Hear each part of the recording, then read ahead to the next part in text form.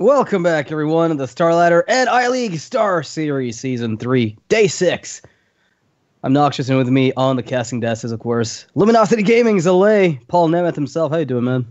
Oh, I'm doing great. It's a beautiful day at Hearthstone. So we are going to be casting, I believe, Kolento versus SjoW next. Kolento playing kind of, I think, his standard stuff. He's been having a lot of success with Quest Warrior the past few months, and he's not moving away from it.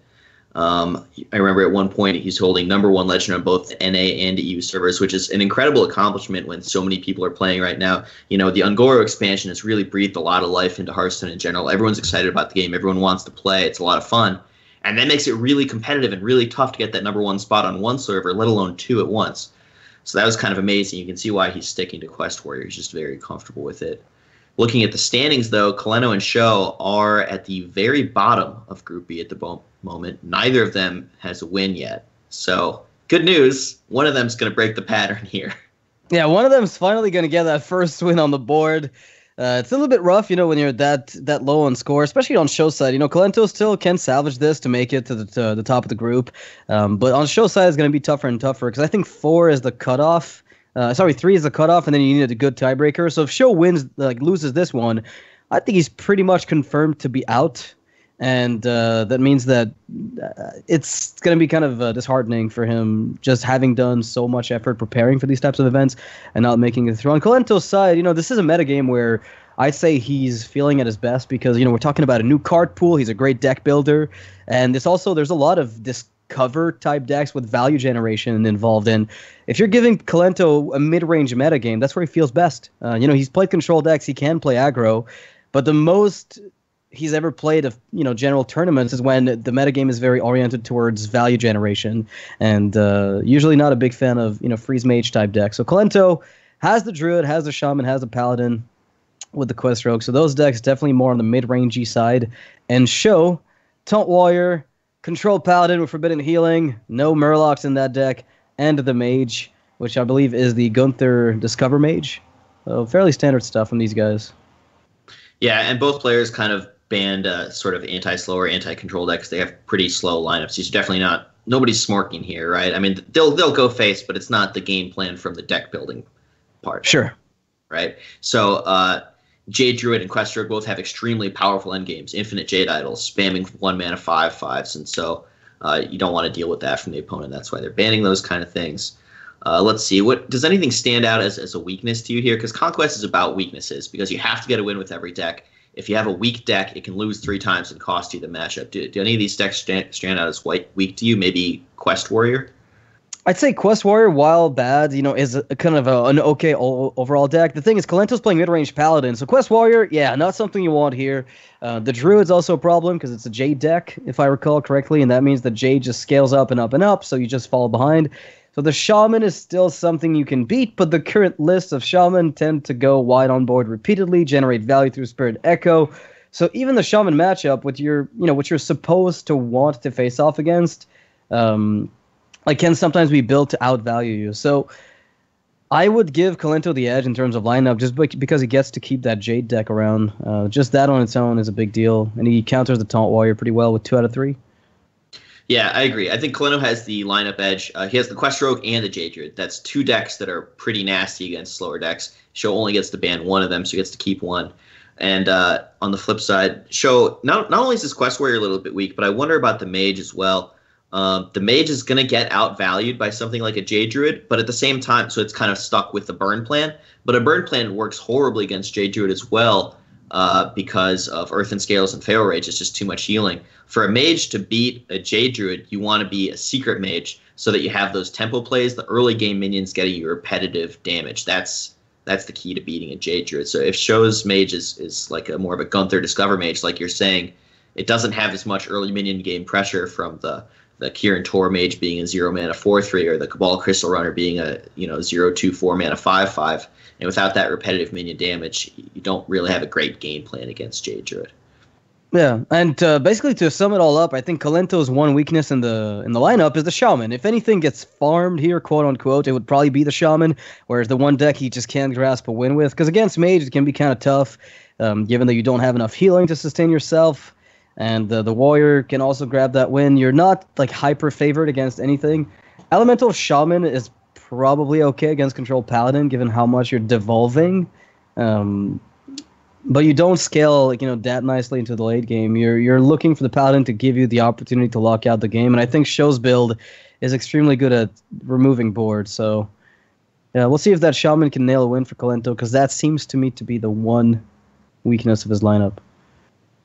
Right, and I kind of like SjoW's decision to not include Murlocs in his Paladin because of the popularity of Hungry Crab in the metagame.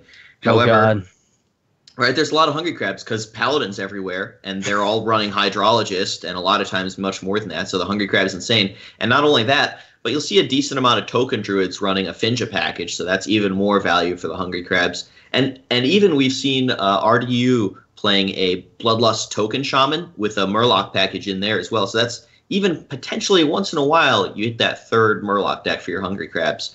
And so SjoW's kind of expecting the Hungry Crabs and just dodging it with his Paladin completely. Now, that's not going to pan out well for him in this matchup because Kolento is not going the Hungry Crab aggressive route. Typically, Hungry Crabs go in Quest Rogue and Hunter, classes where they can really use that 1-mana 1/2 beast effectively to buff it with Marquia Charge or Crackling Razor Maw too. But Kolento's not going that route with his lineup at all. He's going the opposite way, much slower, much more anti-control. Yeah, the Paladin, though, I mean, it's lining up perfectly for Kolento. The guy, the mid-range Paladin, I'm facing off against Burn Mage, sure. I'm facing off against Control Paladin, sure. Facing off against Taunt Warrior, sure. I'm good. Like that Paladin deck for Kolento should do just very well in here alongside the Jade Druid. So I think if anything happens, it's going to be something like Kolento, again, down to his last deck with the Shaman. He's built it in a similar fashion to that of Stan Sifka's, which is you play the bare bones elementals, the minimum that you need, and then you just jam Jade in there and scale up with that. No Servant of Kalimos discovery from what we've seen last time. He does, however, play double devolved, one Lightning Storm, maybe two. We didn't see the second copy, but 2 Maelstrom Portals. So he's running a ton of anti-aggro AoE, which against SjoW is probably not going to do very well, aside from the Paladin matchup where, well, you get to clean up those 1/1s. So you win the board state where you're just better at cleaning up their stuff than they are at cleaning up your totems. Yeah, I think you kind of nailed it there, Noxious, when you said anti-aggro AoE. That really defines the Shaman class. Shaman is perhaps the best anti-aggro class right now with all of those AoE tools, the Devolve, the Maelstrom Portal, the Lightning Storm, the Volcano especially is very anti-aggro. And then on top of that, they have a boatload of healing options. Hot Spring Guardian, Jinyu Water Speaker. I've even seen the 4-mana deal 4, gain 4 life spell sometimes. Yeah. Tidal Surge. Thank you, Tidal Surge. And then on top of all that, there's even Spirit Echo, and you can put that on your healing minions, and then, like, say you play a Hot Spring Guardian healing yourself, then you play a Spirit Echo to give it the Death Rattle, then you Tidal Surge it, healing yourself some more, and drawing the Hot Spring Guardian back to your hand to heal yourself even more. It's really tough to burn out a Shaman. And then on top of all that, they have the AoE to clear your minions, they have the heal, and they have Taunt Wave to stop charge and weapon damage. So Shaman has all the tools in multiple against any kind of aggressive strategy. Okay, so it looks like the first game is going to oppose that Shaman we talked about against the Taunt Warrior from SjoW, which of course is going to stick to the quest, because the quest is pretty darn good, just in general when you're looking. It's just not like a Burn Mage you're facing off against. You're just looking to get yourself that quest ASAP. The hand is not looking particularly good to fight off against what Kolento might be developing. You're looking for a Fire War Axe to deal with early Flame Tongues, to deal with Mana Tides. Those are pretty important cards to handle as they come out. And Kolento's going to have free reign over this board for now. Never mind. Well, what were you saying he's looking for? Noxious slide again. Yeah, the turn 2 Fiery War Axe into turn 3 Acolyte of Pain is just beautiful for SjoW. War Axe, I think, needs no explanation, but the Acolyte of Pain, the threat of that trading into small minions and drawing SjoW multiple cards is really what he needs. Get deeper into the deck, complete the quest, find those AoE tools to keep the Shaman off the board, and try and eventually push for lethal with Sulfurous shooting 8 damage a turn. Yeah, one thing to say, too, is that because of the way that those decks are built with Shamans now, finally re-including Flame Tongues, I don't know why, but there was a trend for a while where people just said, I don't like this 2-mana win condition, I'm not interested in it. Now it's finally back in the decks with Firefly being played just for standalone value, anti-aggro purposes. Also puts a lot of pressure with the Flame Tongue totem. We see that the Shaman can play kind of the passive game again, right? Like it used to be a trend where you would just see Shamans play hero power pass against warrior, and the problem that the matchup presents for Shaman is that strategy, while viable, is no longer as good because they kill you with a hero power at some point. They no longer just armor up, so you fall behind a lot. I like this evolve coming out from Kolento. He's trying to keep SjoW from drawing cards, right? That's the key point here. He doesn't want that Acolyte drawing cards. It's a low value devolve. He's spending a card to only partially answer an Acolyte of Pain. He still has to deal with the 1/2 body. But he says it's worth it because it's so important to prevent SjoW from drawing those cards. He had the option to coin Jade Lightning, the Acolyte of Pain, instead and kind of play it faster. But he just really wanted to slow down SjoW's card draw. That prevents SjoW from completing the quest and shooting off extra 8/8. So by preventing card draw, he's kind of getting long-term value by preventing extra 8 damage shots from coming off. And also, he's making SjoW's deck more awkward because SjoW has sort of a combo element to the deck where it plays minions plus Battle Rage, or it plays Whirlwind Effect plus Sleep with the Fishes. And so by denying card draw, he disrupts those combos. So this is a very, very decent play, very good play from Kolento. We saw him do something similar last time he played the deck. I think he used Devolve on a single target, and it was very early in the game, so it denied barely anything, but it was good enough to keep him ahead. And the cool thing about this setup is that unless the War Axe charge was, used up on the spell damage totem, he also had a clear for just about any 4-drop that came out of SjoW. 5-drops, it's a bit different because they can go up to 7 health with the Alley Armorsmith, but when you're looking at turn 4, you're probably able with that Jade Lightning to always answer what's coming down.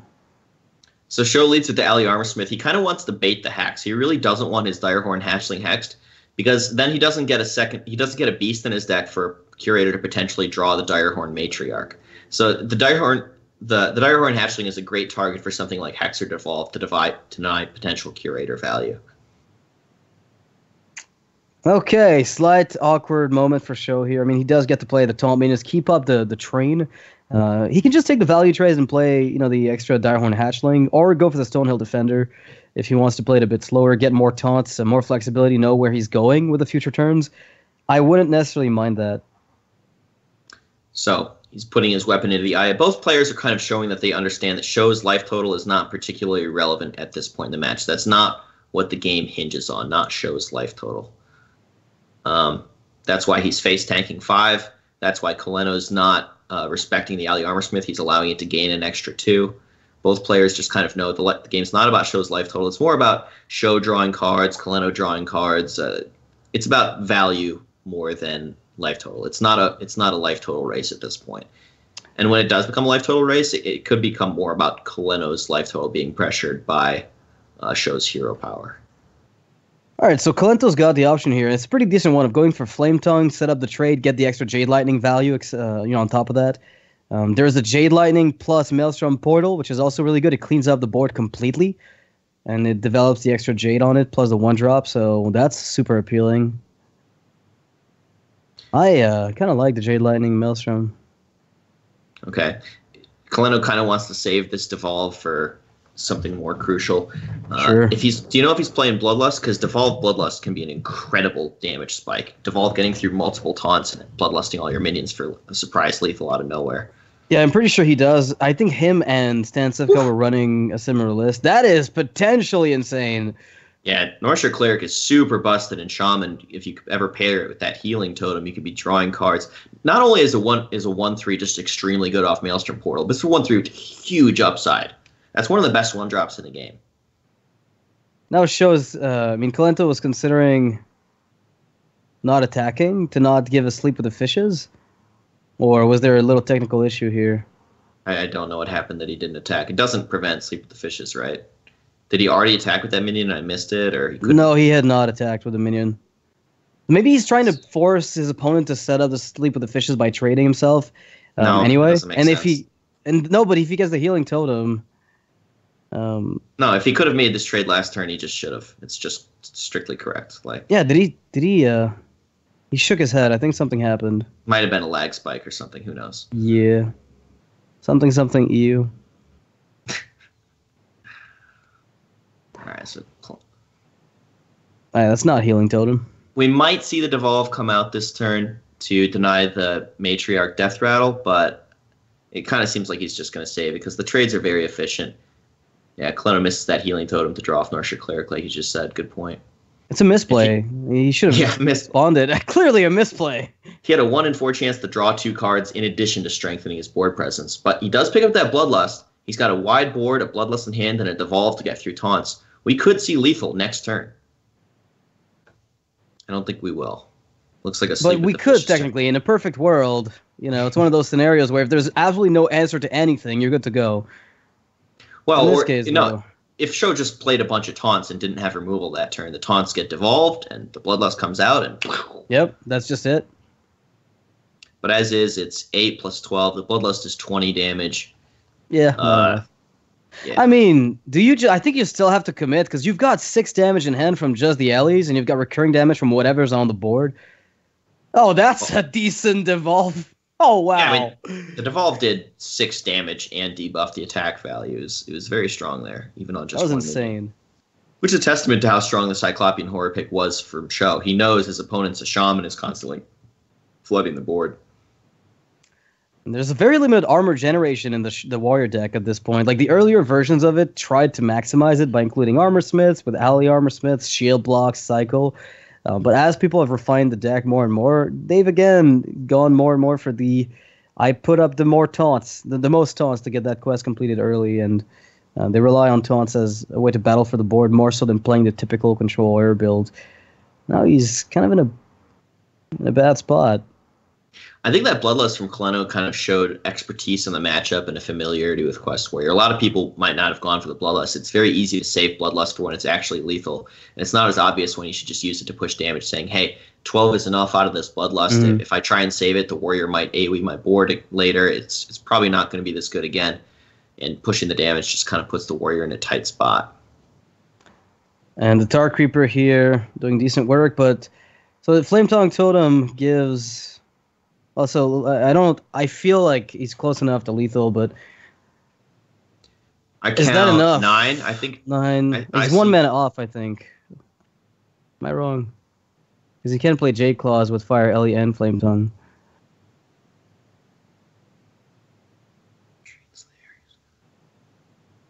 Yeah, he's gonna be 2 off, I think. Oh, he's 4 off at the end of the day. 4 off, yeah, he's not even close. Yeah. So he was actually more than 2 mana off. So it's like even if he had everything, he would have still been a little bit off. The thing is, with double Fire Elemental, you're probably confident you're gonna get that damage in anyway at some point. So no big fear of getting out armored. These are very tricky turns, like finding the right mix between pushing damage and value and not overcommitting into AoE. Like, he didn't want to hero power this turn and make a brawl much stronger, but he did want to push just a lot of face damage. He wasn't quite able to set up a Fire Elemental lethal through a taunt. So now SjoW, if he makes one of the totems survive, is good to go. If it's anything but a totem, he's dead. Right? I think he's kind of dead regardless, actually. Even if there was the Flame Tongue on the body, that's Flame right. Tongue plus Fire Rally does it. That's correct. I was going to say, at least there's no immediate damage, immediate lethal on the board from his perspective. Well, he would have died anyway, and Kolento's going to take it in I'd say, matchup that's supposed to favor SjoW. I feel like this is where SjoW... I don't know that favors SjoW. I think it depends a lot on how the decks are built, and we did see Kolento had the Bloodlust in his Shaman, which is a really key card for beating a Quest Warrior. If your board ever gets wide at all, it's just a lot of damage, and Shaman's so great at flooding the board, the Bloodlust. The weakness of Bloodlust is against aggressive decks who are ahead on board against you and who are trying to kill you, and the Bloodlust does nothing to defend you. But in that matchup, it's kind of the other way around, where the Shaman, keeps flooding a board, and eventually the Quest Warrior doesn't clear that much of it, and the Bloodlust is very good. And we saw him push 12 damage. It was a 5 mana more than Pyroblast that game. It was 5 mana, 12 damage. It was great. That's a good point. I think, especially the list that Sense of Kolento or piloting, like that list seems so fine-tuned to actually beat those slower decks compared to what we ended up seeing early in the expansion. Because it's funny how they're running just enough elementals to make the elemental package worth something, but they're still playing 1-drops just because they're 1-drops. Firefly just as a 1-mana 1/2 that generates something else. It's pretty interesting. That being said, in this matchup, Druid versus Taunt Warrior, It's extremely lopsided. Jade Druid is very favored. Jade Druid has the inevitability because they make minions that are so big they don't even die to rag shots from Sulfur's hero power. So what's important to understand about the matchup is that SjoW is the beatdown, and he is racing to complete the quest as quickly as possible so that he can start shooting off those Sulfur's hero powers and try and finish off Kolento with those. It's very unlikely that he succeeds, especially with that Harrison Jones teched in, which would be great against something like a Paladin, but obviously against Jade Druid, it's just not going to find a target. So I think something like Armor Smith would be very bad for SjoW to keep off the mulligan, because what he's really trying to accomplish is to complete the quest as quickly as possible. So what he wants to see off the mulligan is Stonehill Defender, because that's 2 taunts in 1 and a pretty cheap taunt at that. Whereas the Armor Smith, it attacks for 1 and it gains life. Gaining life is not very relevant to SjoW's game plan, and attacking for 1 is very low pressure for a card. So it's most importantly, it's just not helping him complete the quest. Yeah, SjoW's pretty far behind in terms of quest counter versus the pace at which Kolento's accelerated. We've seen the Jade Blossom, which directly puts pressure on SjoW to really complete that quest even faster. So had there been no ramp, I'd say sure, SjoW's got himself a little bit of extra time. And these few games, that 20% of the time where the Warrior takes the game, this might be one of those. But given that he didn't get like a Stonehill Defender opener into the 3-drop, into the 4-drop, into the 5-drop, means that he's playing super slowly. And the armor is nice and it's cute, but it doesn't accomplish anything. So those 2 7s are literally just stat sticks. They might as well be vanilla taunts with no ability. Yeah, the issue with SjoW gaining armor, like you were saying, is whether you're at 60 or 120.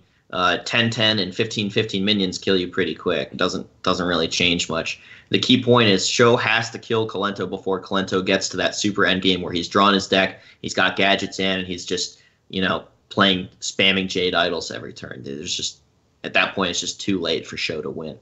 SjoW is the beatdown. He has to find a win as quickly as he can, and obviously that's just not going to be very fast with Quest Warrior. It's tough.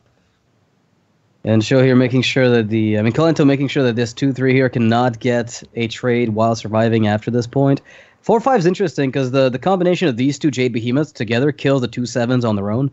Like, they don't need any help from any spell, from a Wrath, from a Swipe, from a Primordial Drake. So I kind of like that the trading sequencing by Kolento.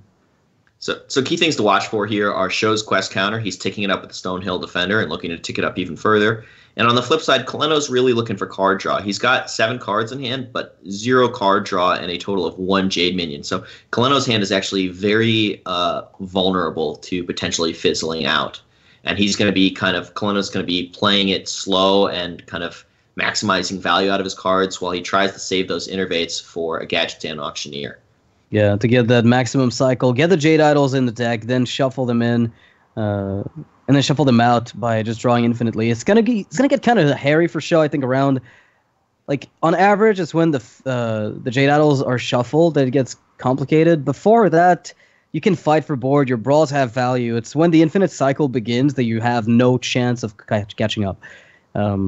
Unless you've been so good at putting aggression up that at the end of the game you've got your 2 brawls set up, then you just brawl hero power for 50-50s to hit the Druid in the face, and he doesn't find his armor gain. But oftentimes it's one or the other. Either they find the armor gain and you don't kill them with rat shots, or they're finding minions and you're not killing them at all. So whatever half of the deck the Druid draws is just, in the end, you end up falling behind. So extremely complicated math here for Kolento with options like Swipe and Primordial Drake and just a lot of minions in play, and especially that Armor Smith in play. You think a little bit about how much you care about that gaining him life. Very little. Kolento just wants to not die to SjoW's board and work towards drawing through his deck quickly and stay safe and healthy. Kolento he wins the late game. He just needs to get there. So Jade Blossom, sure. Ramping a tiny bit, developing a Jade. Did he miss a hero power with 5 mana unspent there? I believe so. Might have been a lag spike again, or just he didn't want to do anything with the trades. Either way, not trading I think is acceptable because you're putting the onus on the Warrior anyway to initiate the trades. You don't want to feed armor if you don't have to, but I'm starting it seems like Kolento has a spotty connection, right? Because this is the second time we've seen this where he just could have done something. It was obviously like hero power and gains in armor for 0 downside there, and he just didn't. It seems like, I don't know if he's like disconnecting at the end of these turns or what's going on, but crucially, he picks up the Gadget and Auctioneer. That's exactly what Kolento needed to lock up a win this game. Card draw. He was looking for Gadget and Auctioneer and Nourish were the key cards, and he hit one. Yeah, and that's and he's gonna draw he's gonna draw as much as he can because the more he draws, the safer he feels about this win. Well, we're going to start shuffling, basically. I mean, there's the Fandral left for the next Jade Idols when he picks them up, but this is perfect for Kolento. Has the Auctioneer with leftover mana. Keeping those 2 Innervates, again, super big deal. Could afford to do so thanks to the ramp that he got early. Sometimes you end up having to push yourself onto the board very quickly just to make sure you can contest, but SjoW's very slow start. Gave Kolento all the time in the world to get to this position. He's drawn 6 cards off that Auctioneer already. Here's the 7th, and you can see the 8th lined up as well. There's the 9th. Does he have board space for that, though? He has to suicide a 2/2 to make board space for all of it. Drawing 8 cards instead of 9 is probably okay. I think I'm okay with it. SjoW could actually concede. It's a viable option. As a tournament competitor, you're very tempted to not concede. Oh, wow. Kolento just ropes again. Yeah, again, another connection issue, I think, because there's no way that 3/3 didn't go into the 2/3 based on what we've seen. I guess there's an argument to not do it based on Primordial Drake being a possibility. But that value is going to be found anyway, and it's going to be even better for SjoW, given the way that things are lining up, because he gets to trade the 4/6 into the 4/5, plays his Ali Armorsmith into the second Jade Behemoth, and then uses the 1/4 to kill the 3/3. I think Kolento's connection is just giving up at this point. Yeah, we saw his webcam just go out. I think that's very related to he keeps having trouble with completing all the actions he needs during his turns. If I were Kolento, I might deliberately close my webcam, just to try and increase the chance that my Hearthstone connection's working. I don't know if that's honestly, how it works. It's pretty common. Yeah, people do that a lot, I feel. So, oh man, if that Auctioneer lives, there we go. It doesn't matter. This game is super over. SjoW can win both brawls very hard and lose the game very easily. Honestly, SjoW's best out right now is Kolento's internet connection. Yeah, and it's looking like maybe it's going to come to be a reality. I don't see Fandral being hovered over with those Jades. I don't see him jam Jade Spirit. Never mind. There's the Kolento's clicking buttons there. Sorry, SjoW. There goes your out. You won the brawl, but that's not what mattered here. It's the internet connection. That's the real end only boss. way you won. Feels bad, man. He's shuffling a lot of Jade Idols into his deck, which they're 1-mana cards, so is that a bad thing? Because he needs a lot of value. Well, they're 1-mana 7/7 and 8/8 and 9/9, so they're probably enough value, right? When you draw a 7/7, it's actually not a low value draw, typically speaking. So Primordial Drake, but not enough mana to sleep with any fishes. Doesn't have sleep fishes in hand anyways. Kills the Fandral, though. I'd like to have it for later. I think we're going to see all the Jade Idols in the game. Oh, there's at least, 15 buried in there? I haven't followed, but I've seen at least 5 being played, and they've all shuffled. So I'd like to get a counter on how big Kolento's deck is right now, because that's one of the fatter decks I've seen in a while. And look at that thing. That's thick. Yeah. So Kolento has to be a little bit careful about overextending here because he doesn't have any card draw in hand. He's only got 2 Jade cards in hand. So he might play it a little bit slow in terms of, conserving resources. That's kind of what the Primordial Drake was, him playing it a little bit slow. Yeah, because going all in would have been to just play the biggest Jade with the Jade Spirit. He could have played both Jade cards, yeah. Exactly. So by keeping the Jade Spirit, he's keeping himself as much power as possible to refill if this gets dealt with. But again, it's one of those matchups that's so difficult for SjoW to win that he's going to navigate this the best of his ability, but his health total is going to start dwindling very soon, even with taunts in the way. Yeah, SjoW's at a mere 38 life, and that just doesn't stand up well against 8/8 Jades, which is what the next one comes out as. What now? All right, yeah, so I think the Ravaging Ghoul definitely looks okay. Yeah.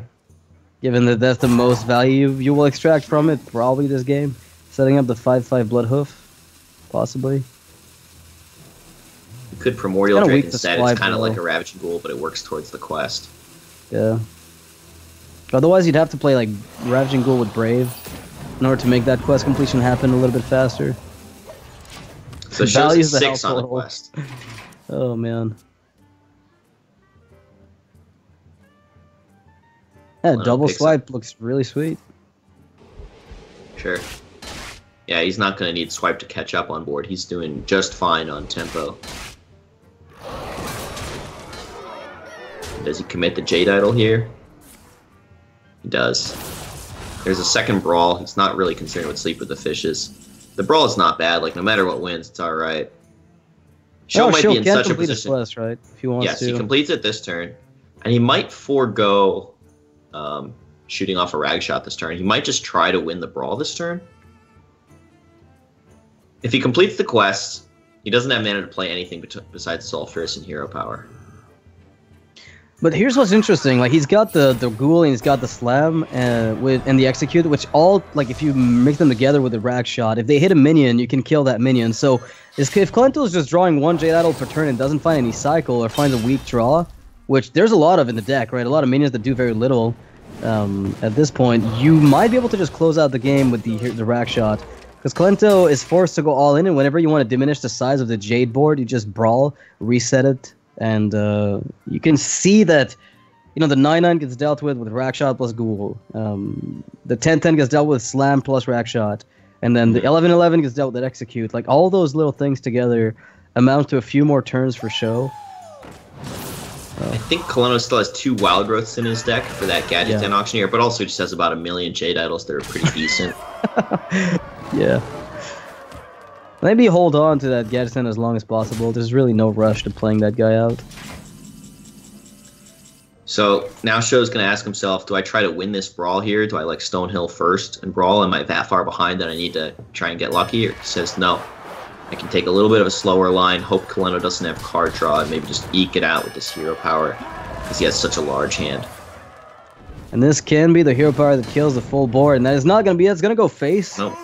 Which, it's funny enough, because I want to say that it's better for it to hit the minion, but the truth is I think his only out is to hit face every single shot until the end of the game.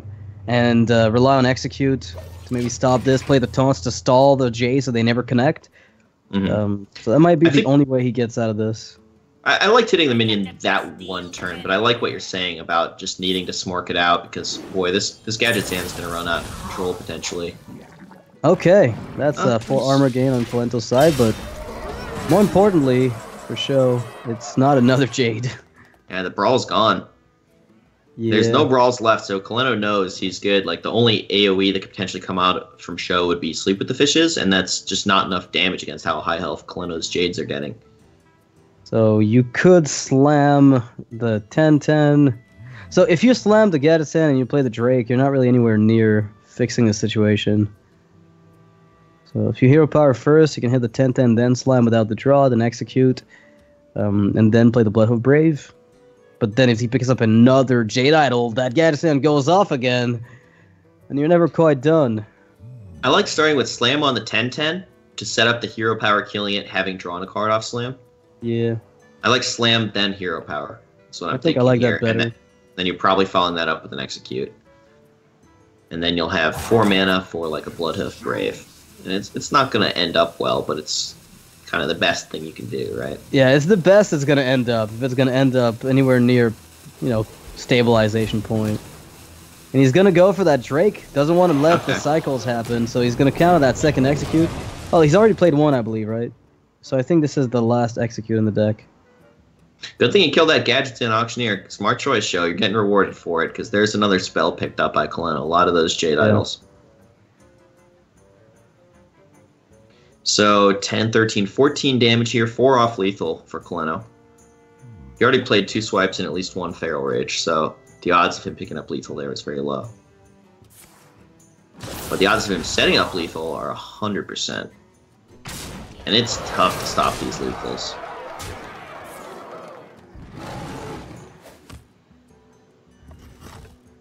Ravaging Ghoul, though, for SjoW. He has Ravaging Ghoul Execute, leaving 1 minion alive, and he can put a taunt get away himself with that. Hero Power shot. Yeah. And then actually This is actually the one spot where I could see SjoW win. Like, the taunts are... There's one taunt per Jade, and if that hero power keeps hitting the right target, there's like that faint possibility this connects often enough to close out the game. He needs Kolento to draw something low impact. Oh, that... Well, that's a pretty high impact 1-mana card. It's a high impact, but at the same time, it's also letting you play double Brave into hero power. Sure. I mean, that is so important at this point, because with Sleep with the Fishes, you can finish off that minion later on. Oh, yeah, wow. SjoW's actually pulling it. Oh, you got Execute. Did not You can want just double that. Bloodhoof. I think you save Execute for the next one, because you can Good point. deal 4 easily enough to this one. You could Sleep with the Fishes here. Does that make sense? Not really. I think it's a bit like if he's gonna make the trade anyway, unless you have a way to damage your own Bloodhoof, in which case you push more damage with it, instead of giving that trade to the Jade. Okay, so you Sleep with It's the better Fishes. if your Jade, your Behemoth can, your Bloodhoof Brave can connect. That's definitely better. Right, he's trying to protect his Bloodhoof Brave from that 12 attack minion. He figures Tar Creeper doesn't go face very effectively. The goal here is to go face a lot. So you use Sleep with the Fishes plus Tar Creeper. No, If Kolento draws maximize Spell the Tar- Rage or Earthen Scales next turn, he's pretty much out of it, right? Well, not out of it, but it's giving, SjoW the window of opportunity to come back. And that is a Tar Creeper. low-impact card. Whoa! Is SjoW climbing back into this game? Sure looks to me like he is. Or could. I mean, even if Kolento picks up Wrath off the top and deals with a 5/5 if it gets enraged this turn, it's not high impact enough. Oh my god, it's happening! Good hit for SjoW. He's pulling farther ahead on board. Kolento 0 cards in hand, getting outvalued by the outs. Quest Warrior. And you got to think back to the turn where Kolento had Gadget Stand Auctioneer in hand, 2 mana unspent, and 2 Jade Idols in hand that he could have played. Yeah, he disconnected. The disconnect issue, like if he had 2 more cards here, Kolento would just never lose. Well, okay, this is still a big deal, but the Execute, he had 2 left in the deck. We'd seen only one earlier. I was under the impression he had played already one of them. So the Execute here is giving SjoW the best chance he's ever going to get at completing this game. Mm-hmm. Popping the Aya is actually quite bad, all things considered. Yeah, he's hoping to just ignore the Aya, go face, and Direhorn Matriarch, great draw for SjoW. It's a very high attack minion. He's looking for pressure here to close out the game before Kolento draws into those big Jade cards.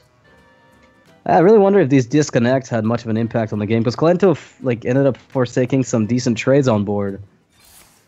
I think the disconnects had a huge impact for sure. Like, Hearthstone's all about those small advantages. And he missed several of them because of connection issues, I would say.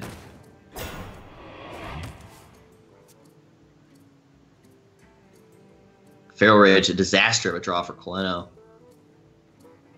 All it does is kind of trade with the opponent's hero power while he's falling behind on board to the tune of 12 damage. Yeah, that's basically 2 turns away from death. And lucky for Kolento at least, that Aya Blacklock contains enough power to take care of the entire board. The issue is it's 1 minion against an army, so it's going to take a few turns before it even cleans up everything. He's going to armor up preemptively, knowing full well that it's the way he's going to have to play this game out. And he's going to hope that 14/14 soaks up some damage. Unlucky. Well, it's Harrison potentially Jones coming. good, right? Depending on how much health he's I think left. SjoW wanted that to go face, and Kolento wanted that to take Yeah. minion, right? Yep. Because now SjoW's actually setting up lethal. Nice job, Jade Idol. A little bit late. So SjoW apparently winning despite the fact that Kolento didn't fully disconnect is impressive. Is it It's all the down way to over the right Gadget now? Sands not cycling enough. I think he's 1 off lethal. 1 off guaranteed lethal, yeah. Yeah, 1 off But- guarantee lethal. You could slam your Acolyte for more draws. You could actually slam your 5/5 and then you win for sure. Oh, that's guaranteed lethal. Yeah, you just want that. Well, your 5/5, Slam- your slam- 2/6, sorry. Yeah, yeah, we understood. You slam the Bloodhoof Brave, guaranteed lethal for SjoW. Yeah. Good spot, Noxious. Picks up the War Axe for more lethal. Why not? And SjoW wins an unwinnable game.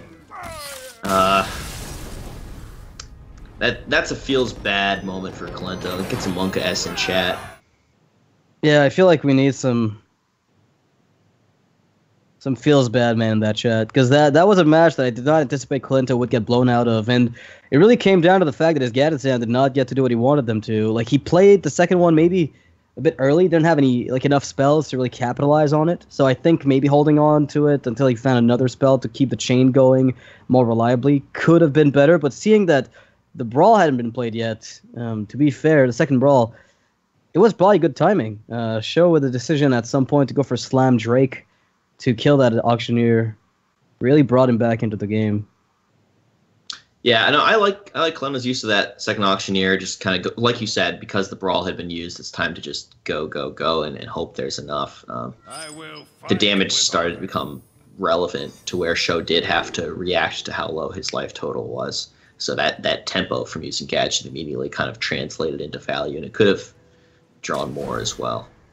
So SjoW gets a win with his Quest Warrior, which is a potential weakness of his lineup. So removing that weakness dramatically improves his chances of winning this matchup. That said, it's still tough to beat a Jade Druid, especially a Jade Druid with Wild Growth and Nourish. I mean, if you're controlled Paladin, yeah, you're not feeling good about this either. I mean, we're talking about SjoW reducing the liabilities in his lineup, but this is still a pretty big one. Because it's clearly not tech to beat something like a Jade Druid. That's not what he was going to this round robin with in mind. No, excellent point, Noxious. The Harrison Jones in multiple of SjoW's deck just not targeting Jade Druid at all. He was kind of hoping to be banning Jade Druid or Quest Rogue and not see a lineups with both of them. And it's not going SjoW's way this time around. He's got that Twilight Drake there as a potential dragon for Curator as well. That's it. You don't see a lot of those these days. Yeah, I was because I think it was geared more towards anti-aggro, and I think Paladin, like Druid, does not get to cheat that Primordial Drake often enough.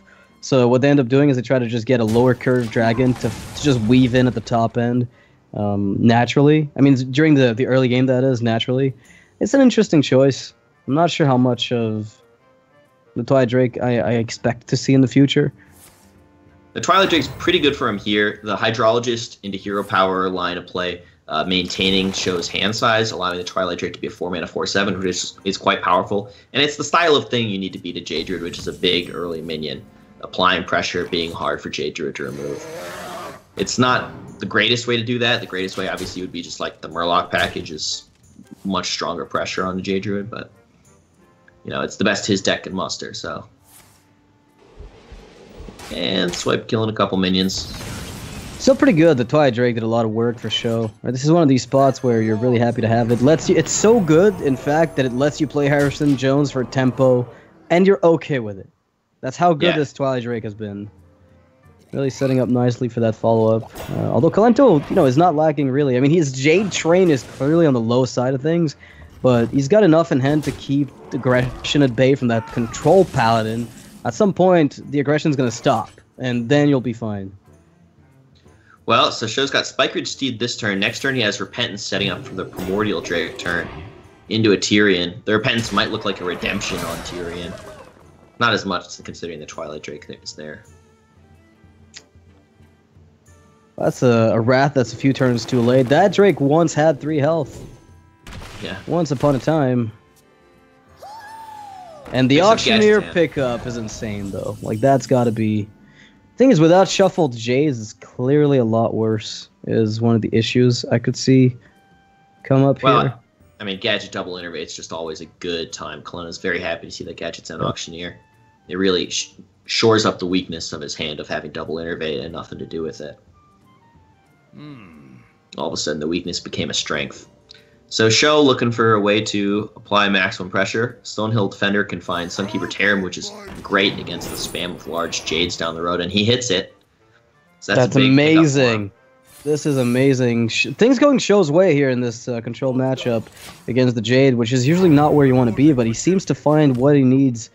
And this time a lot earlier than last game. He's trying to close out the game as soon as possible. Clearly no reason to extend this beyond the bare minimum. And if Kolento decides to set up this Primordial Drake, he's going to be met with a disappointing Repentance. Yeah. Might check for it first, though. If it's not Noble Sack or Redemption. He's trading with the Jade Spirit. This doesn't look like a Primordial Drake turn if he trades like that with Jade Spirit. Taking Jade Spirit first would be respecting Noble Sacrifice. I mean, if he gets the check for Redemption, Getaway Kodo, and Noble Sack at the same time, there's no way this is eye for an eye, so now you know it's Repentance.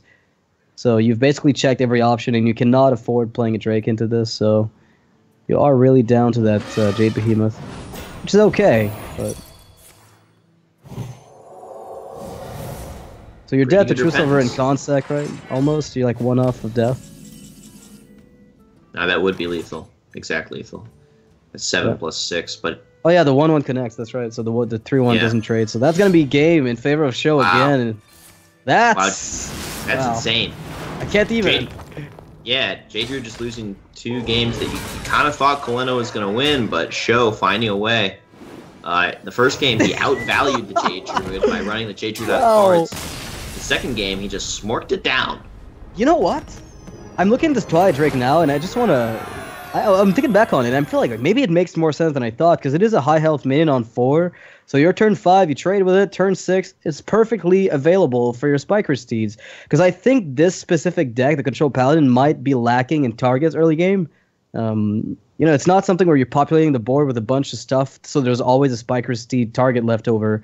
You'd have to wait for turn 8 for the guaranteed 1/1. So the Drake in this case actually plays a bigger role in enabling those steeds to be super big walls.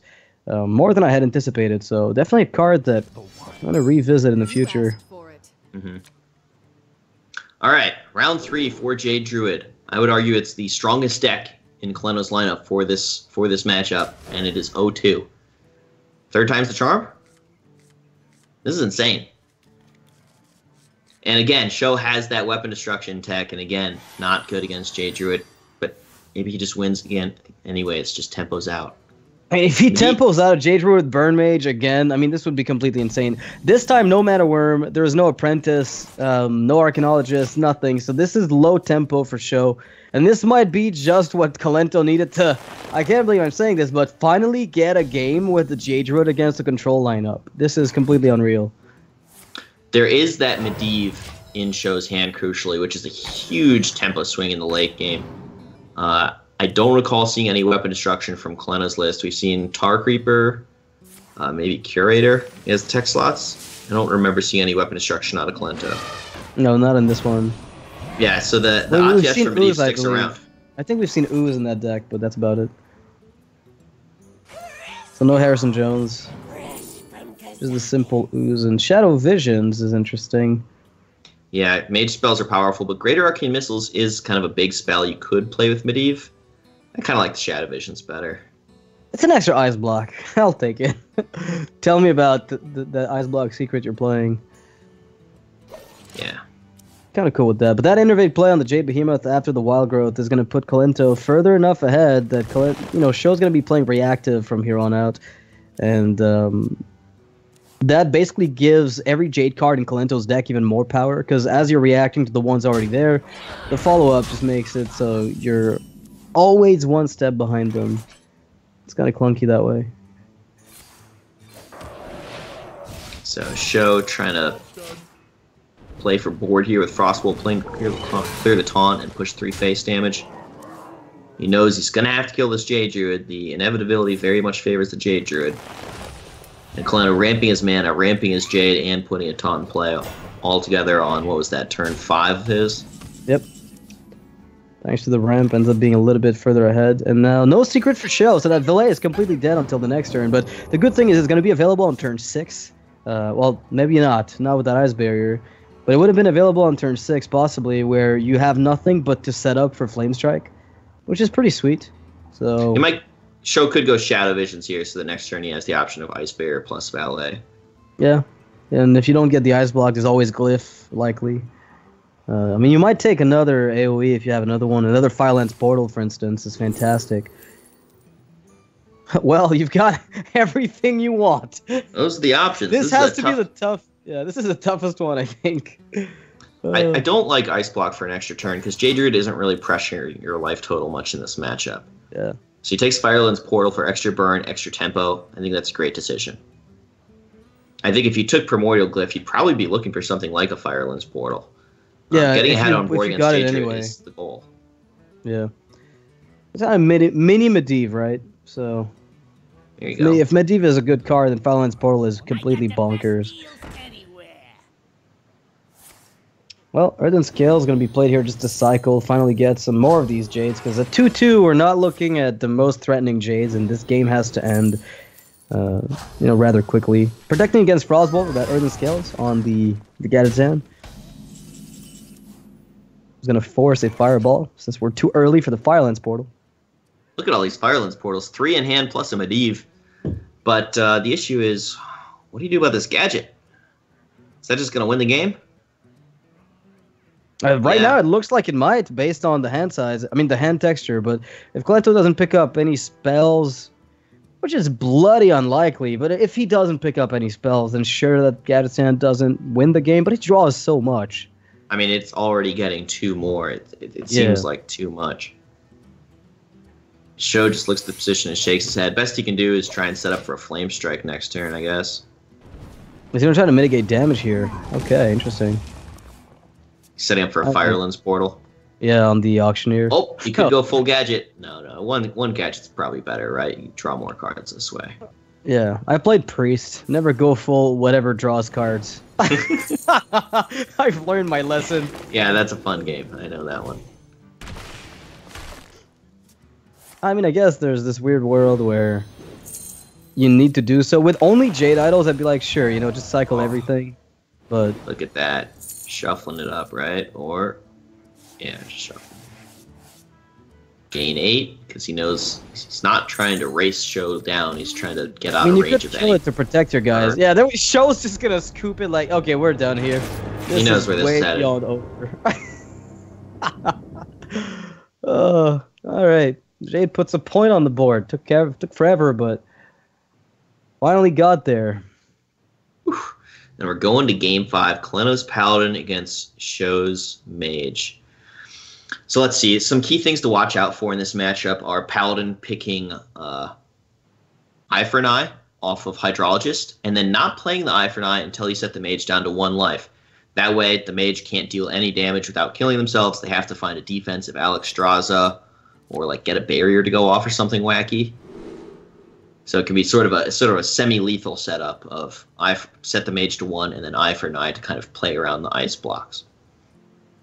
And it's going to be something Kolento's looking to do, but he's playing a mid-range list, which is a little bit tougher to beat if you're SjoW, because typically they have decent openers more often than you do. I mean, in this case, that's not really what we're looking at based on the Mana Worm and the Archaeologist. SjoW's definitely the beatdown in this spot, but there are many games where you end up being beat down by your opponent, and that's beaten down, and it's kind of hard to recover as SjoW, because you oftentimes need to go Archaeologist, and then you set up a secret for Medivh's Valet. It has to be specifically Ice Block, because if you hit the barrier, then you're even further behind. Which is actually one of the reasons we saw the rise of double Volcanic Potion in these Discover Mages for a while, because of Murloc Paladin. And I think SjoW's running exactly that. Yeah, so Kolento sees Burn Bristle or Sunkeeper Tarim. He's got some really great options here. Burn Bristle is the more defensive card, but Sunkeeper Tarim's certainly the stronger, more powerful card. And it can be a good follow-up to Finja as well. But SjoW just has such a great high-pressure early opener here. This is exactly what SjoW needs to win this kind of game. Mana Worm on 1, Archaeologist on 2. That's how you win games. But Kolento here with the obvious option of Consecrating. I don't think you're getting too many Consecrations in the matchup, but since you can develop a board anyway and set up, you're forcing the trades most of the time anyway, so I don't think there's any reason to Consec early, since you know for a fact there's going to be leftover boards later with the second Mana Worm, with the Babbling Books, with the Apprentices that you have to get rid of in an emergency if you don't have a weapon. So, pretty big fan of this. Excuse me. Yeah, one thing on Kolento's mind is he's trying to set up a Finja turn. Yep. So maybe if he clears the board and SjoW just takes the turn off with Arcane Intellect or something like that, then the Finja doesn't have any minion to attack into. So he's kind of, I think, Kolento sort of deliberately took a weak turn last turn to set up to make sure the Finja has something to go into. But SjoW's pretty happy about it. He gets to push this damage. Is going to protect the Mana Worm here. There are no 1-damage pings in the deck for Kolento. So this Mana Worm, the more spells you keep playing beyond it, you've got Coin Meteor. If you had a target for that, there might be a good reason just to keep that Mana Worm alive to keep pushing damage. In this case, though, not going to be a thing, as that Finja finds This jungle hides a target in the Mana Worm. So Elise on curve, SjoW curving out, pushing that minion pressure, but Kolento has the Finja into Tarim curve to recover from the slow start. Finja Megazord also powerful. I imagine Tarim's going to come out. Yeah, we'll see what comes out of this, but if there's a War Leader, that Tarim's going to do a ton of work, because it buffs the other two Murlocs above baseline stats, and then the opponent has to trade into your War Leader first, and your Tarim's just locking down their board. So, to play around Flamestrike, is that a worry of yours? I think it keeps your Finja alive anyway, right? Let me think. I just want to highlight the importance of being aware of this Tarim War Leader interaction. It's a little bit unintuitive if you haven't seen it before. You definitely want to know that these Murlocs are going to be bigger than 3/3, 5/4s.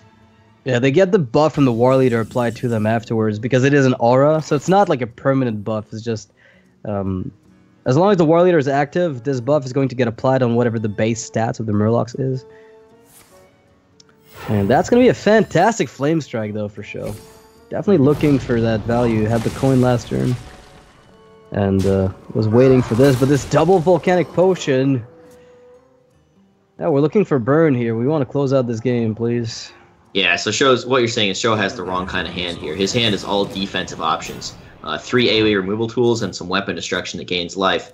But what he needs is pressure to kill Kolento, because he's going to get outvalued. The removal game plan is not going to work against Paladin. You can't just run Paladin out of stuff here.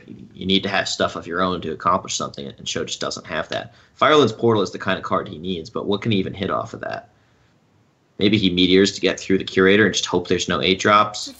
I think you're going to find better Meteor targets against Kolento's specific type of list, because we've seen... Okay. Oh, that's... It's just that the Fireland's Portal is so awkward, right? He has to trade a 3/3 in there. Yeah, so it does look like Kolento's going to win this one. He's got a lot of value and enough tempo. What does SjoW need to turn this thing around? Maybe like Medivh into Alexstrasza into spells? Yeah, I think that's about right. Like, you're looking for... I mean, I'll take Glyphs into Pyro... Oh, hello! How about a pack? There we go. How about an Ungoro card pack? Give that guy an Ashbringer, ping this, then just ooze up that bringer, and you're good to go. So... Oh, that's... wait, he can enable Kalimos with Osruk. My sides. Is there any other way for him to get elementals? Maybe Cabal Courier discovering an elemental or something? Sure, there's a few of them in Mage at the very least. There's Radiant Elemental and Priest. All I know is that Abomination is perfect. I don't think a better 5-drop was available here for what he was trying to do. It pushes some damage, gives you the most armor possible, defuses the Ashbringer. That was an insane Abomination from Fireland's Portal. Let's not kid ourselves. That was crazy good. Dinomancy on that 2/1 is pretty cute. Yeah, SjoW's pack is pretty good. I like the shares in hand. I don't know if SjoW can go for Dinomancy. No, probably not. Because if he ever loses the Beast, like, losing the ping permanently is a big issue. Must you play Osruk? Or must you play Meteor? Because this is a pretty good Meteor. I like the Meteor. So he draws first, good sequencing. He's like, if I'm going to Meteor, I'm going to Arcane Intellect after, so I might as well Arcane Intellect first, see what that draws, see if that changes anything. Pushes 3 damage. Inching towards that finish line. But we can see Kolento has a lot of healing tools in hand, particularly Rag Lightlord. But to a lesser extent, True Silver as well. Yeah, Rag Lightlord is pretty good here. I mean, if it gets a fireball away from your face, that's pretty good. And it gives you 8 health, so it's effectively accounting for a lot more than that. So Rag Lightlord is pretty sweet as a standalone. Yeah, with the overkill, I think it's like 17. But point is, it's a full heal, basically. Yeah. So it's a bit awkward for Kolento because he doesn't have a great way to deal with that 3/1. It's kind of a weakness of a Paladin. They don't have that ping hero power. They don't have a way to deal 1 damage like you were saying earlier, Noxious. He might be just awkwardly leaving that 3/1 Gluttonous Ooze up to chip at him, but it's kind of okay because what he's doing is more powerful. You know, Rag Lightlord just does a lot more. Do you ever go Choose Over Champion into Rockpool Hunter into Gel Megasaur? Or like hero powered Rockpool? It's kind of low tempo, but it sets up sick Channel Megasaurs for the future. Interesting. He used the Consecration, leaving the Equality of Strand in his hand. He just really wants to deal with that 3-1. I really value getting those Murlocs out, because with double Channel Megasaur, I'm thinking about potential blowouts, and I don't think you're getting any value out of them. With Finja gone, I don't think just naturally drawing stuff is gonna help you. Right. I kind of like that. This is what the Paladin does, and like the Murlocs are not only good in the early game, but they're threatening in the late game as well. Just all your hero powers are so threatening with Megasaurs behind them. I wonder. And if you show here, you could Potion Ping, you could Thalnos Potion. Either of those would clear up the board and leave him with 5 mana to play with, which would probably be a Sharazin. I like the Potion Ping better, saving the Thalnos in case that makes the second potion better. Yeah, clearly. And I mean, if you find Fireballs, you got Frostbolt as well. That's a lot of burn you're pushing face, and suddenly you're turning what is predictable, 9 damage into 11. It's a pretty big deal with just the 2 spells. So, Kolento still trying to respond. Yeah, Aldor's pretty great here on the Sharazin, and you could put a Spike Ridge Steed on it and kind of disrespect the Polymorph and the Spellbender type stuff. He tested Spellbender. No, he didn't test Spellbender, did he? There was a Consecration last turn, so he tested Counterspell. But this is a secret from deck, so he just... Yeah, so he knows what it is. Exactly. Yeah, it's not a risk. No surprise there. Unless SjoW is teching Counterspell in that deck. We've seen some people do it, but I think the VODs would indicate that there was just none of that stuff. So Kolento chooses to kill the Sharazin, protecting his Murloc on board, setting up for Megasaurs. Now SjoW can just play 4 spells this turn, or 4 cards this turn, to get himself a new Sharazin. So Thalnos Potion, Barrier, Frostbolt Face. Frostbolt Face first, push that 1 extra Thalnos damage, good sequencing by SjoW. Then you draw, you finish with the Barrier, but Valet is actually better, rewarded for his good sequencing. Really optimized that turn. And this is kind of what makes a pro player, just getting all those little things right. Now Kolento, and I was gonna say a favored lineup, and even this one is a favored matchup, just not really able to get his opponent out. That pack for SjoW is a pretty big deal given the Sharazin that came out of it. Really gave him some mileage here. It doesn't seem like much, but that 5/3 is threatening a lot more than what the Mage ever has on board at that stage of the game. Now you're dead to Pyro, but you take your chances, right? Yeah, I think Kolento's been trying to play around something like a Polymorph by holding the Spike Ridge Steed, and now he finally has to risk it. It's going to work out well for him, though. That 16 health worth of taunt is good. Yeah, SjoW can never connect with this. Right. Can he play 4 cards this turn to get a new Sharazin? No. I think he wants to enable Kalamos for the face ping. I don't think he had a way to do it, because he already has an Ice Block up. He can't play 2 of them. Yeah. He can't play... I mean, he'd have to use Dynamancy, which... I mean, I'd rather not, right? Oh, no, he can't even with Dynamancy, right? Yeah, never mind. He still can't do it. To be fair, though, Dynamancy is looking like it could push some damage, because it makes your minion a 6/5, which in weird cases like this, where you're so close to lethal, it might push you just over the edge of closing the game out. That's something to look at. So playing around Rag Light Lord here a little bit by attacking, making sure that there's potentially an additional target if Kolento decides to be passive. So you're forcing him to trade away into your 5/5 and popping the first half of this Spike Ridge Steed minion. Okay. Kolento finally goes for the Rag Light Lord. He's very happy to get out of range of something like a Pyroblast. This is a super key turn for Kolento, getting that Rag Light Lord down. He had a lot of opportunities to do it sooner, and it kind of would have been safer, but he elected to play for value, hero powering it, and setting up Megasaurs. And it got a little bit dicey. He kind of took some risks, but didn't get punished for it. He got rewarded, I guess you could say. Yeah, and now Dynamancy is sitting dead in hand for SjoW. Not that it was ever a card he was happy to use. If anything, it's going to be something to enable Sharazin much, much later in the game.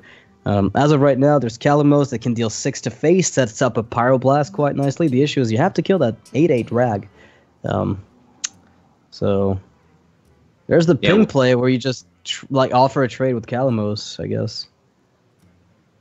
Like, this is the Kalamos turn. It's just a question of what do you do with it. I think 3 damage plus ping is sufficient, because the 7/7 with Rag kind of offers the trade. Okay. I mean, do 1/1s seem better to you? I don't think so. No, I mean 3 damage is generally the strongest option, and SjoW agrees with you. Yeah, it was like between 3 damage 1/1s and going face. And going face for 6 seems pretty poor with Rag Lightlord on board. So chooses not to make 1/1s, but to AoE for 3 instead, which is kind of the more solid pick. That's interesting because tricks. now this gives Kolento the ability to guarantee that the heal goes to his own face, with Tareem. So if he kills a 2/1 first, then uses Tareem into True Silver, he's guaranteed to go all the way up above, whatever Kolento's at. So He values squeezing in a 3/3 over developing the True Silver. It's a higher value play, lower tempo play. Figures Sure. He's got enough tempo here, just take the value.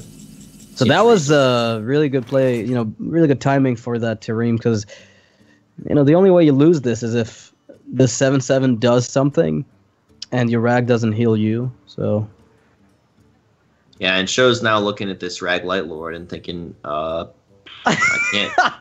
can't deal with that, can I? yeah. His hand just does nothing. See, this is one of the potential weaknesses of SjoW's deck. He's playing Barrier double Ice Block, and he's got all of those cards available to him now, and none of them do anything with how the game has panned out, right? So Kolento has been playing sort of a control value role and not trying to pressure SjoW's life total at all, which makes the Barrier and the Ice Block sort of almost dead cards here. Very low value in any case. And now we see SjoW just trying to revive that Shaman, as we said. Not really what you want to be doing as Mage, using up your hero power that way, but when you've got no choice, you just try to make the best of what that pack gave you. It got him really close, though. He was really close at the end there of potentially making it through. It's not over, but his health total is clearly, while high, not going to stay that way for very long. He's got no way to put more pressure on Kolento. And that's a problem. Yeah, this game looks pretty locked up for Kolento. Just deal with the remainder of SjoW's threats, maximize some value out of your Lightlord. Look at this. Hero Power War Leader Megasaur. Kolento's been setting this one up for a long time, and SjoW finally ran out of answers to keep Kolento's little Murlocs off the board. Picks And up here we Divine go. Shield, protecting his board. Shaman that will never be revived. Looking at what secrets could come out that pose a problem, but really there's nothing. Now hold on. What if SjoW chains Primordial Glyphs? That might revive the shares. Huh. It won't matter. That's not Primordial a Glyph and bad Glyph, point. right? I mean, if you chain glyphs into a flame strike, then we're talking. Yeah, then you're getting somewhere. Yeah, I mean, if you're chaining glyphs into a flame strike, then we're actually talking a potential win. And I think that's what SjoW is banking on right now. That's why he's staying in this game. He's like, all right, there's that fringe world I live in. He's looking at this hero power. Which beast do I want to give +2/+2 to right now? What to do? Excellent card, that Dinomancy. Oh, Dinomancy Mage is real. It's weird you don't see more Dinomancy mages, you know what I mean? Yeah, dude. I mean, it's definitely a good magic discipline. It's just, it's not where mages specialize over time. But if the expansion brings more dinosaurs, we might see them specialize in that. You never know. So, Fireball coming out a little bit late for SjoW. The Rag Lightlord already healed Kolento up to full, which just dramatically cuts down SjoW's outs to the, way less than 1% range. Well, SjoW's gonna find a new friend potentially to play Dinomancy with. Oh, Kodo's there as Stampeding well. Kodo. Yeah. Kolento might save the Kodo to combo with Aldor Peacekeeper in case SjoW pulls up with some big minion like an Alexstrasza or Could that win? Medivh. Could that ever What, win? an Alexstrasza? Yeah, with Ice Block, and if you just get the glyphs at the right time. Oh, let's get a 5-drop beast. Is there anything we want? Knuckles. Knuckles is pretty cute. Can we do this? Yeah. Stampeding Kodo. How about Alazeal? Not quite. No spells to go with it. It's gonna die. You know it wasn't a beast when the Dinomancy didn't light up. That's what SjoW was wondering earlier. That's why he hovered over it. He's like, why is this green? Until he found the gentle Megasaur. He's like, oh, that's the beast. Damn. Feels bad. So he's one-off popping. Yeah, as of right now, it seems like that's the case. So that's going to give SjoW a next return to chain glyphs into a miracle. Although, like, so I'd imagine it has to be something like Alex off the draw right away, put the opponent down to 15, and then you have to get Glyph into... Well, technically this could work. You just Glyph into Kabbalist Tome into, like, Ice Block plus Burn every turn with Kabbalist. Yeah. Well, not quite. Dinomancy was played on the Kodo, but didn't do anything else to make SjoW win. Kolento is going to take it after all is said and done. What seemed like a favored series overall. Yeah, I wonder how things would have panned out differently if the disconnects hadn't happened. Because I know the points where the disconnects happened weren't blowout points that were pivotal, but they were not points where Kolento just played nothing that turn. He actually played a few cycles, so got the ball rolling. But if he could go back there and see what trades he would have taken had he had time, maybe the game would have ended up differently. That being said, this is going to do it for this series. So we'll be taking a short break, and we'll be back with the next one afterwards, which is going to be Tice, or Kolento, call him however you want, versus Orange. We'll be right back, guys. Don't go anywhere.